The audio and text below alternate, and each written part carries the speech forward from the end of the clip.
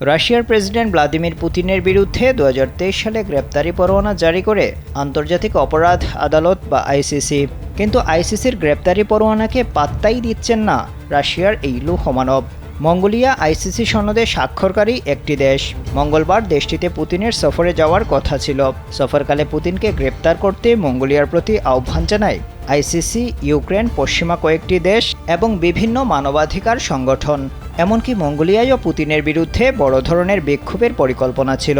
পুতিনের সফরের আগে সোমবার ইউক্রেন মঙ্গোলিয়াকে হুঁশিয়ারি দিয়েছে। দেশটি বলেছে, যদি বিমানবন্দরে নামার পর মঙ্গোলিয়া কর্তৃপক্ষ রুশ প্রেসিডেন্টকে গ্রেপ্তার না করে তাহলে পুতিনের যুদ্ধাপরাধের দায় মঙ্গোলিয়াকেও নিতে হবে। একই সময় আদেশ মানার বিষয়ে সদস্য দেশগুলোর বাধ্যবাধকতার কথা স্মরণ করিয়ে দেয় আন্তর্জাতিক অপরাধ আদালত বা আইসিসি। কিন্তু এসবে ভয় পাননি রুশ প্রেসিডেন্ট। পশ্চিমাদের বৃদ্ধাঙ্গুলি দেখিয়ে মঙ্গলবার তিনি মঙ্গোলিয়া সফরে যান। দেশটির রাজধানী উলানবাটুরে পৌঁছানোর পর পুতিনকে গ্রেপ্তারের পরিবর্তে উষ্ণ অভ্যর্থনা জানানো হয়। মঙ্গোলিয়া সরকারের এমন আচরণে বেজায় চটেছে পশ্চিমারা।